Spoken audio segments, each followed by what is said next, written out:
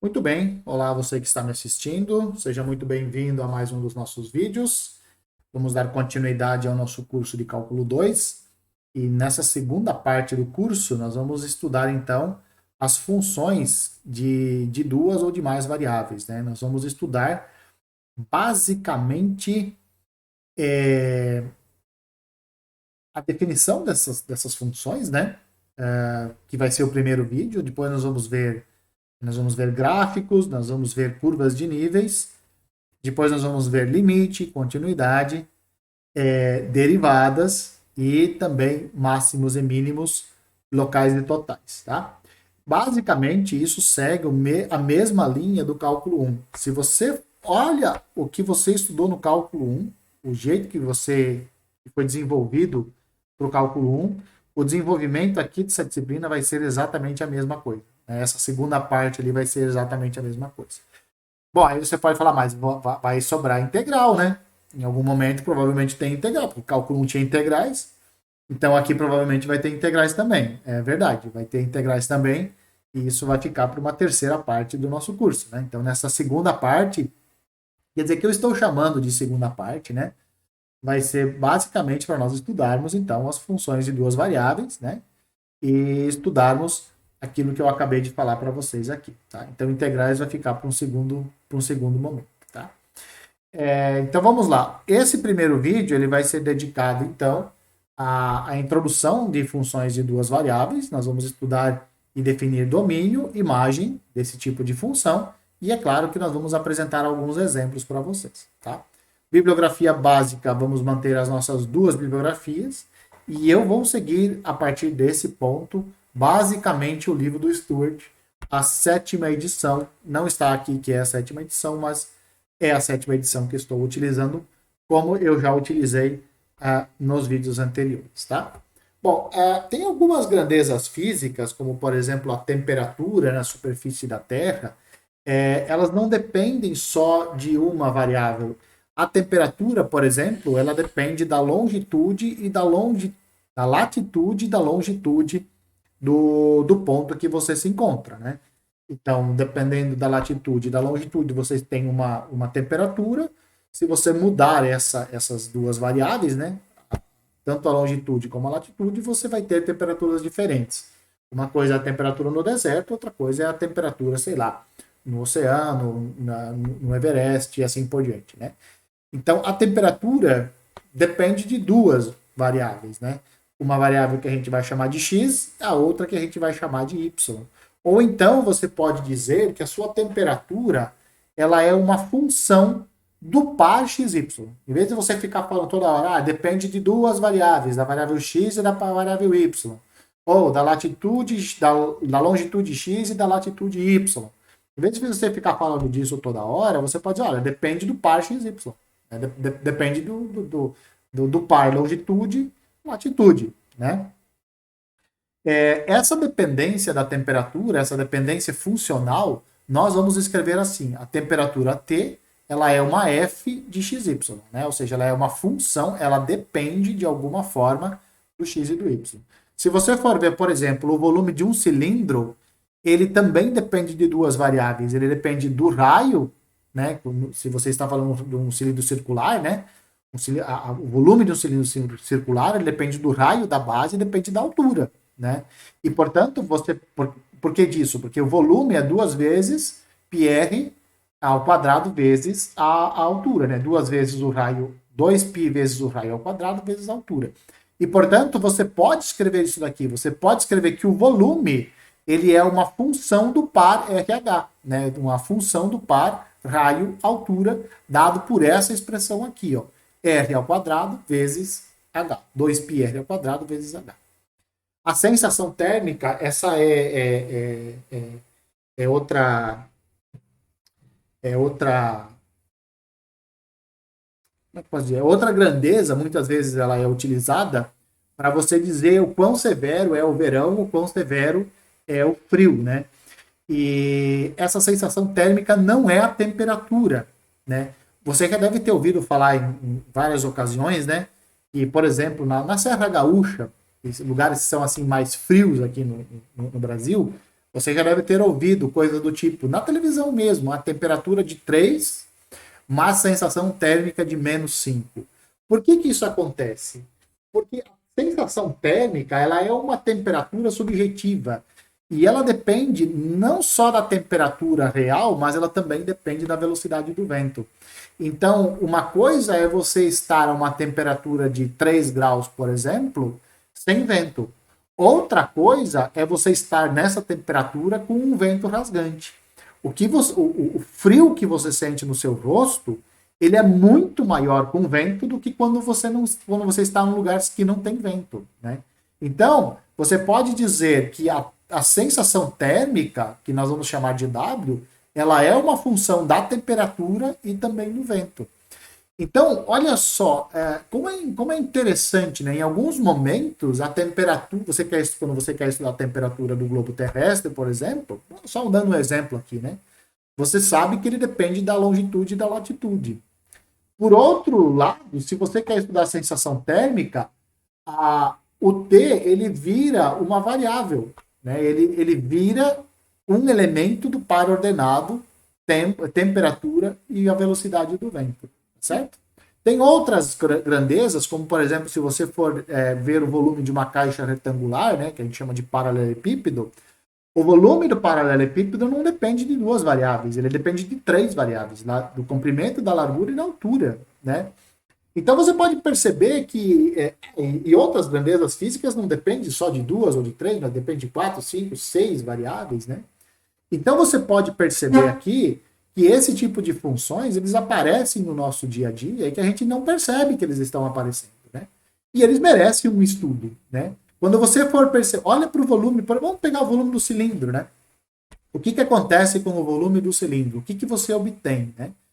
Dado um cilindro, vamos supor que ele seja circular, o volume dele depende do raio e depende da altura, né? Então o volume depende dessas duas variáveis. O que o volume te dá? O volume te dá um número. Então, o que é a função? Então, o que o volume calcula? Ele pega o raio, a altura, e dá para você um número, né?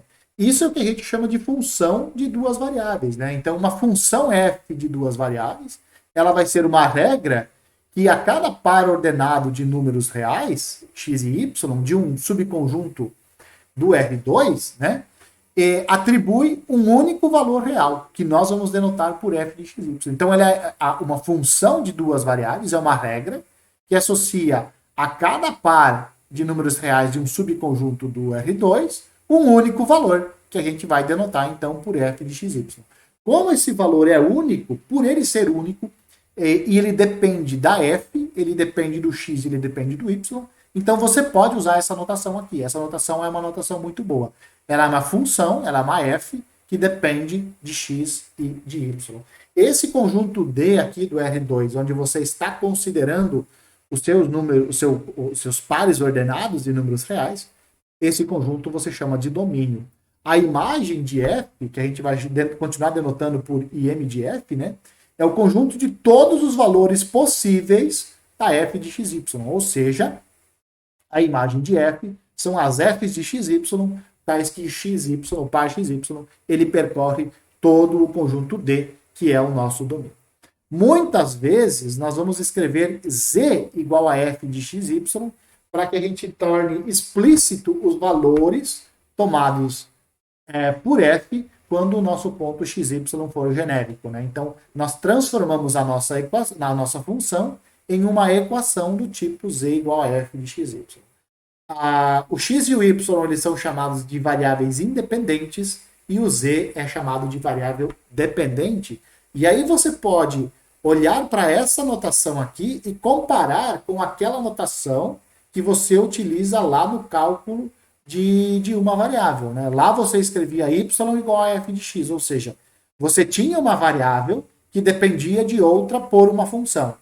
Agora nós temos uma variável, por exemplo, a temperatura. A temperatura é uma variável, né? Ela varia, né? Então ela é uma variável e ela depende de duas novas variáveis, que são a latitude e a longitude.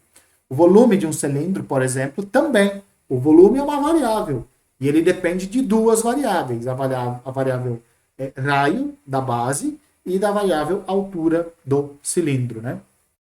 E assim por diante. Se você for considerar sensação térmica, a sensação térmica é uma variável que depende de alguma forma da temperatura e da velocidade do vento, né? Então, essa notação aqui, escrever equações desse tipo, é razoável você fazer. Tá? Agora, uma pequena observação: uma função de duas variáveis, se você for analisar, ela é simplesmente aquela cujo domínio é um subconjunto dos reais e a imagem é um subconjunto dos reais. Né? Então, o domínio é um subconjunto do plano R2, mas a imagem ela é um subconjunto dos reais. De novo, para cada ponto da Terra, você tem uma temperatura associada. Né? Então, a temperatura, a função temperatura, ela dá para você um número, né, de quanto é a temperatura naquele ponto. A função volume, ela te dá um número. A sensação térmica, ela também te dá um número. Né? Então, essas funções, elas associam a pares ordenados um número real. Né? Então, a imagem sempre vai ser um subconjunto dos reais. Uma função de duas variáveis tem por domínio algum subconjunto do R2. Uma maneira mais interessante de você visualizar uma função é via um diagrama de flechas. Então, o domínio você representa por um subconjunto do plano, de alguma forma, é um subconjunto do plano. Você considera esse plano como sendo o plano XY, e a imagem ele é um subconjunto de uma reta que você denota aqui do lado. Né? Então, isso é muito parecido com o que você fazia no cálculo, né? Só que no cálculo você tinha uma reta aqui, uma reta do lado, e você fazia flechas de uma reta para outra, né? Ou seja, ou de um subconjunto da reta na reta. Aqui é a mesma coisa, só que como o nosso domínio ele é um subconjunto agora do nosso plano, então para cada ponto do plano nós vamos associar um ponto de uma reta, que nós vamos chamar de reta Z, e nós vamos colocar aqui do lado, né? Ao ponto AB está associado o ponto F de AB e assim por diante. Né? Ou seja, para cada ponto nós vamos associar um número. Por exemplo, se você tem que a F de XY ela representa a temperatura do ponto XY numa placa metal chapa, uma placa metal chata, né? Que tem essa forma aqui do domínio D, então nós podemos pensar que o Z ele representa o termômetro que marca as temperaturas, que registra aquelas temperaturas. Né? Então é isso. Então você tem uma chapa, suponha que você tem uma chapa, a forma dessa chapa ela é plana e ela tem a forma do seu domínio D da função F, que para nós vai representar a temperatura. Para cada ponto daquela chapa, você vai ter uma temperatura diferente. Então, o seu termômetro ele vai ler uma temperatura. O termômetro faz o papel de eixo Z. A placa metálica chata faz o papel do seu domínio no plano XY. E aí você pode perceber ali, né, que de fato a temperatura na chapa ela depende aonde é que você está considerando esse ponto e aonde é que está sendo a fonte de calor. Por exemplo, suponha que a fonte de calor seja aqui na origem do seu sistema cartesiano no plano. Né? Então, suponha que ali no ponto ele tem alguma forma, alguma fonte de calor. Tá? À medida que você vai se afastando desse ponto, a temperatura vai sendo diferente. Né?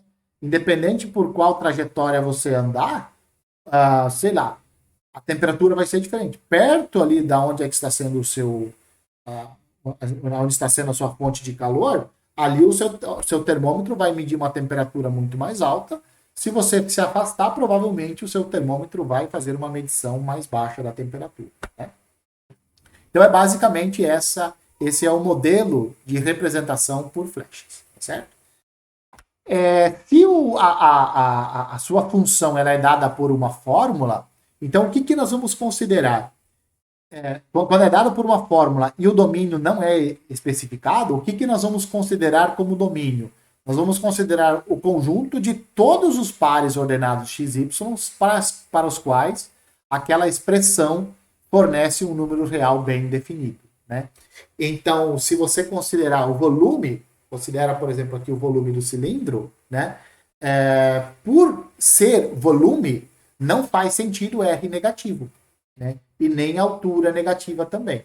Nem R igual a zero ou H igual a zero, né? Então, nesse caso aqui, quais são os valores de R e os valores de H aceitos para o cálculo de volume, né? São os números reais, R maior que zero e H maior que zero, para esta função aqui. Né? Então, para cada função dada por uma equação, você tem, então, o domínio como sendo o conjunto dos pares para os quais a expressão dada, aquela equação dada, fornece um número real bem definido. Isso quando o domínio não for dado. Quando o domínio for dado para vocês, não há dúvida, o domínio é aquele. Quando o domínio não é dado, você pode, então. Por isso que vão aparecer exercícios do tipo: determine o domínio da função. O que nós queremos dizer aqui? Determine todos os pontos para os quais aquela função faz sentido. Isso também já acontecia lá no cálculo 1. Tá? Isso é a mesma coisa aqui, só que agora a análise é um pouco diferente. Agora você vai ter uma análise a ser feita com equações que dependem não só de uma variável, mas de duas, três ou mais variáveis. Tá? Então vamos a um exemplo. Vamos pegar essas duas funções aqui. Né? A primeira função a gente chama de f de xy, é dada por essa expressão aqui, né? A raiz quadrada de x mais y mais 1 no numerador, e o denominador é dado por x menos 1. Tá? E a outra função, o item B, a f de xy, é dado por x, que multiplica o ln de y ao quadrado menos x. Tá? O que esse exercício está pedindo? Ele está pedindo para nós calcularmos a f de 2 e 3 para esses dois casos. O que você vai fazer para calcular a f de 2 e de 3? Ó, 3 faz o papel de x, 2 está fazendo o papel de y.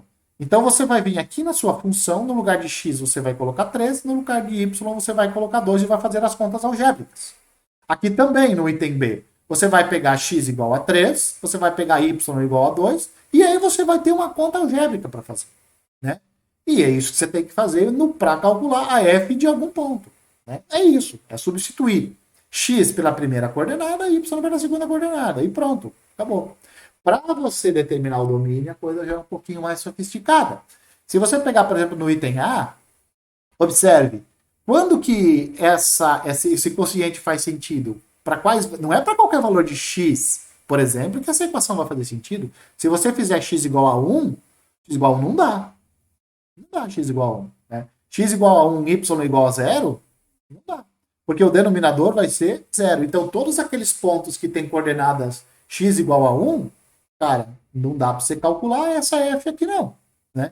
Então, por exemplo, 1, 0, 1, 2, 1, 3, o ponto 1, 4, nenhum desses pontos você vai poder calcular a sua f, porque o denominador em todos esses pontos, o denominador vai dar igual a 0. Não pode, né? Então, para começar, você só pode calcular a sua função nos pontos x, y, onde o x é diferente de 1. Essa é a primeira condição que você tem que ter. Né? E aí depois você vai olhar para a sua raiz quadrada. Né? A raiz quadrada não faz sentido quando nós estamos estudando funções reais. Não faz sentido isso daqui para os números reais quando o cara de dentro da raiz for um número negativo. Não dá. Então o número que está dentro da raiz tem que ser maior ou igual a 0. Ou seja, x mais y mais 1 tem que ser maior que 0. Né? Não tem jeito. Tem que valer as duas coisas, né? X mais y mais 1 tem que ser maior ou igual a 0 e o x tem que ser diferente de 0, tá certo? Então, quem que vai ser a nossa f de 3, 2 no primeiro caso? Vamos trocar x por 3 e y por 2, fazer as contas e chegar em raiz de 6 sobre 2. Tá? De novo, fazendo um repeteco aqui, né? Essa função, essa expressão aqui, ó, raiz quadrada de x mais y mais 1 sobre x menos 1, ela só está bem definida quando o denominador for diferente de 0 e o número dentro da raiz quadrada for um número não negativo, ou seja, for um número maior ou igual a 0. Portanto, quem vai ser o nosso domínio? Vão ser os pares ordenados x e y, tais que a primeira coordenada mais a segunda mais 1 é maior ou igual a 0 e a primeira coordenada for diferente de 1. São esses pontos. Tem que acontecer as duas coisas.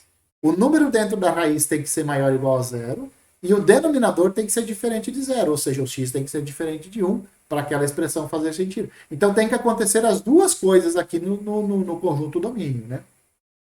Aí você pode fazer uma análise, né? Tipo, quando que x mais y mais 1 for maior, quando que isso é maior que zero? É maior que zero, maior ou igual a zero, né? Isso é maior ou igual a zero quando o y for maior ou igual a x menos 1.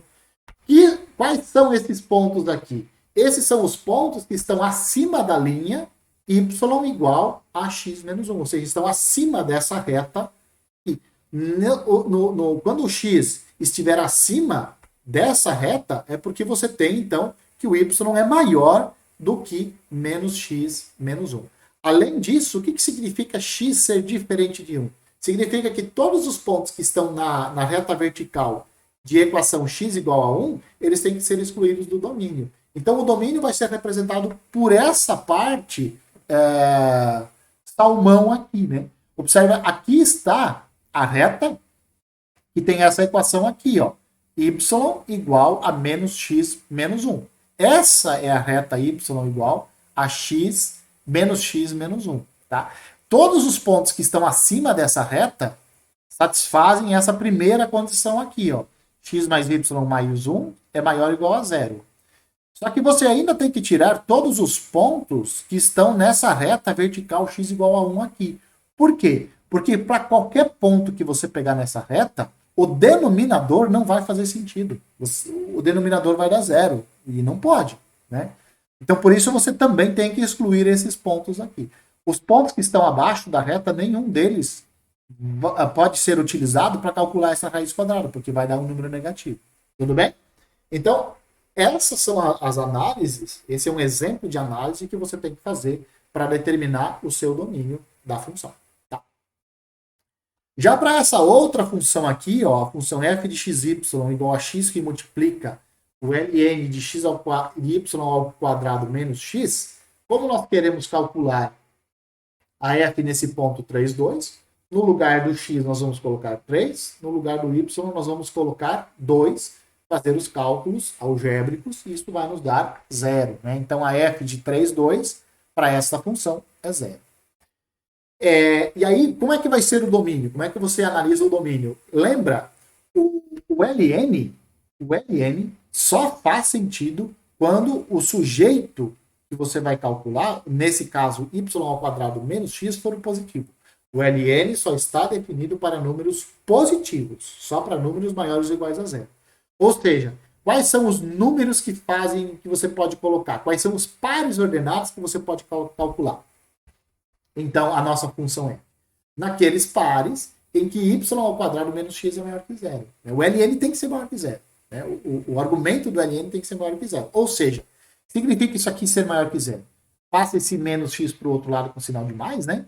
E vai ficar, então, com x menor do que o y ao quadrado. Portanto, quem vai ser o nosso domínio? São todos os pares ordenados, do tipo xy, onde o x é menor do que o y ao quadrado. Como é que você vai representar esses pontos? Olha, você vai lá e vai esboçar a parábola x igual a y ao quadrado. Aqui está a parábola x igual a y ao quadrado. Está aqui. Quais são os pontos que você vai considerar no seu domínio? Aqueles em que o x é menor do que o y ao quadrado. Ou seja, os pontos em que o x, a primeira coordenada, é menor do que a segunda coordenada ao quadrado, são esses pontos aqui nessa região pintada aqui, que para mim é rosa, para alguns é salmão. Tá? Vamos dizer que isso aqui é salmão. Então, o nosso domínio vão ser esses pontos aqui. Nesses pontos, exatamente nesses pontos, esses são os pontos da forma xy, onde o x é menor do que o y ao quadrado. A primeira coordenada é menor do que a segunda ao quadrado. Tá? Nesses pontos aqui da parábola, você não tem válida essa inequação aqui. Sobre a parábola, os pontos da parábola são da forma xy com x igual a y quadrado. Esses não nos servem, por isso que a parábola aqui ela está pontilhada. Os pontos da parábola não fazem parte do nosso domínio. Tudo bem? Tá? Dentro da parábola aqui onde a parábola enxerga, vamos dizer assim, esses pontos aqui também não fazem parte do nosso domínio, porque ali estão os pontos xy, onde x é maior do que y quadrado. Então, eles não fazem parte do nosso domínio. Tá certo? Mais um exemplo, agora, para além de determinar o domínio, também determinar a imagem desta função que a gente chamou de g. G de xy, que é a raiz quadrada de 9 menos x quadrado menos y quadrado. E aí você pode pensar o seguinte, olha, isso daqui realmente, como nós estamos lidando com uma raiz quadrada, observa, x quadrado é um número, y quadrado é um número, né? Então você está pegando o número 9, está extraindo o x quadrado e está extraindo o y quadrado dele, dentro da raiz. Putz, você fala, mas o cara que aparece dentro da raiz não pode ser qualquer número. Então, esse número que está dentro da raiz aqui tem que ser maior ou igual a zero. Por isso que o nosso domínio são os pares ordenados x e y, tais que 9 menos x quadrado menos y quadrado é maior ou igual a zero. Então, só nesses pontos que satisfazem essa inequação aqui que eu posso calcular a nossa função g. Você pode trabalhar com essa inequação aqui, você pode dizer que esses são os pontos x e y, tais que x quadrado mais y quadrado é menor ou igual a 9. Você vai passar essa parte negativa aqui para o outro lado como sendo positivo, né? Grosso modo é isso que você faz, né? Então são esses pontos que fazem parte do domínio dessa nossa função g aqui. Tá? O que representa essa inequação aqui? O que isso aqui representa? Se fosse igual a 9, seria uma circunferência centrada na origem de raio 9, de raio 3, desculpa. Como nós estamos lidando com uma inequação e não com uma equação, isso aqui nos dá um disco. Isso nos dá o disco de centro 0, 0, centro na origem, e raio 3, que é isso daqui. Esse daqui é o nosso domínio da função. São só esses pontos aqui que você pode calcular a nossa função g. Esse é o nosso domínio. Para os pontos que estão fora desse disco, não adianta você querer calcular, porque vai dar bode, vai te dar um número negativo dentro da raiz, e aí, para o nosso caso, você tem que jogar fora. Né? Você não está trabalhando com números complexos aqui, você só está trabalhando com números reais. Então não tem jeito. Para pares ordenados que estão fora do disco, ali não adianta querer calcular a g, porque você vai obter um número negativo. Tá? Beleza? Bom, a outra parte pede para nós calcularmos ou determinarmos a imagem dessa função. Né? Quem é a imagem da nossa função? São todas as g de xy com xy dentro do domínio. Essa é por definição o nosso domínio. Ou então, se você quiser, você pode dizer que são todos os números reais z, tais que z é igual a raiz quadrada de 9 menos x quadrado menos y quadrado com xy pertencentes ao nosso domínio D. Bom, como esse z, ou a g de xy, ela é uma raiz quadrada, e a raiz quadrada é sempre, no caso real, sempre um número maior ou igual a zero. Então aqui o z é maior ou igual a zero. Acabou? Significa que a imagem são todos os z's, são todos os z's que são maiores ou iguais a zero? Não. Isso aqui tem que fazer uma análise um pouco mais criteriosa. Observe o seguinte. Pega o nosso número 9. Pega o número 9. Quando você subtrai x quadrado e subtrai y quadrado, você está extraindo do 9 alguma coisa. Né? No pior dos casos, você está extraindo zero. Quando o x for zero e o y for zero, né, que faz parte do nosso domínio, aqui né, a origem faz parte, quando você está extraindo zero e zero ao quadrado e zero ao quadrado, você não está extraindo nada, você está deixando 9. Tá? Agora, esse x e esse y, eles podem ser diferentes de zero. Qualquer número diferente de zero ao quadrado dá um número positivo. Então, quando x ou y forem diferentes de zero, você está pegando o seu 9 e está extraindo uma coisa positiva deles. Está extraindo x quadrado é positivo ou y quadrado é positivo. Então, você está extraindo uma coisa positiva do seu 9.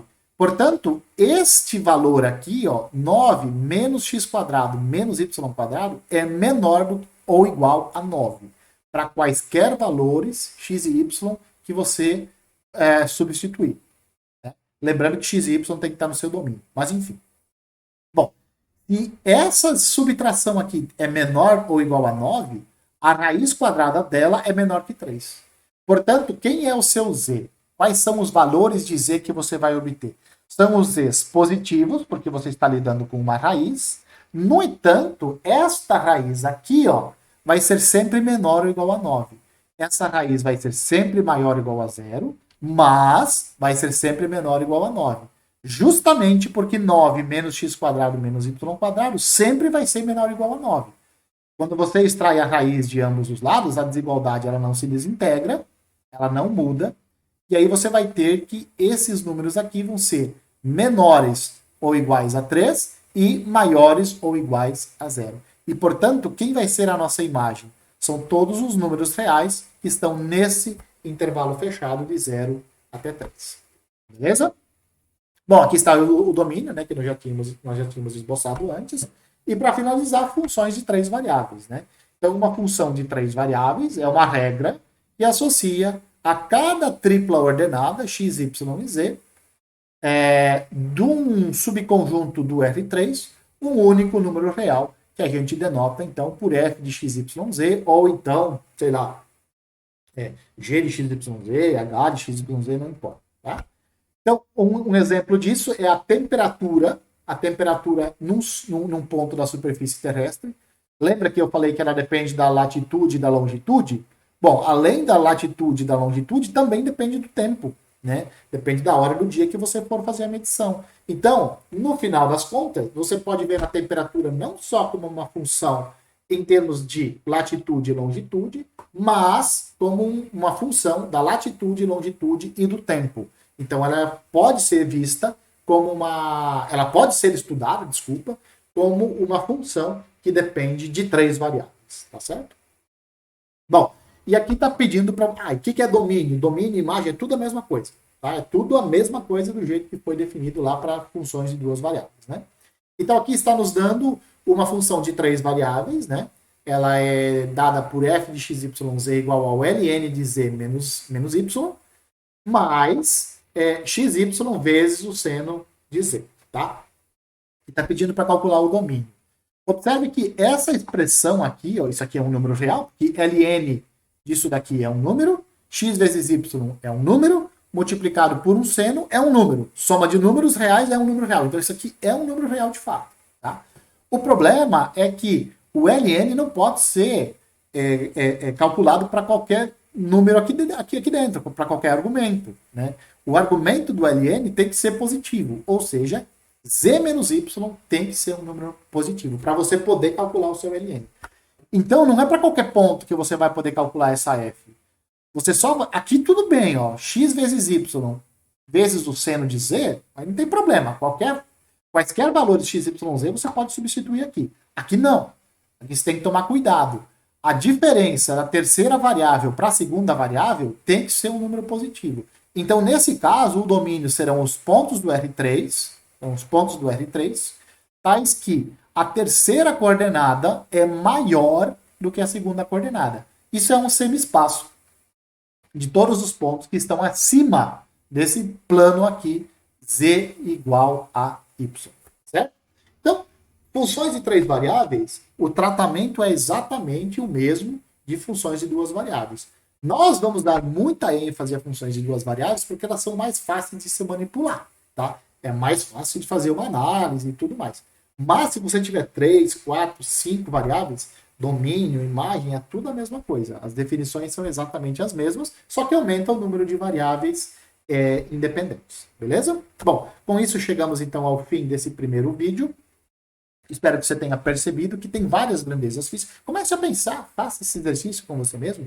Quais são outras grandezas físicas que você pode descrever como uma função de 2, 3 ou 4 variáveis? Não só físicas. Você pode pensar em outras grandezas também que você encontra no seu dia a dia. Enquanto isso, vamos ficando por aqui. Vou parar de falar, já falei bastante. Um abraço a todos e eu espero que vocês continuem me vendo nos próximos vídeos.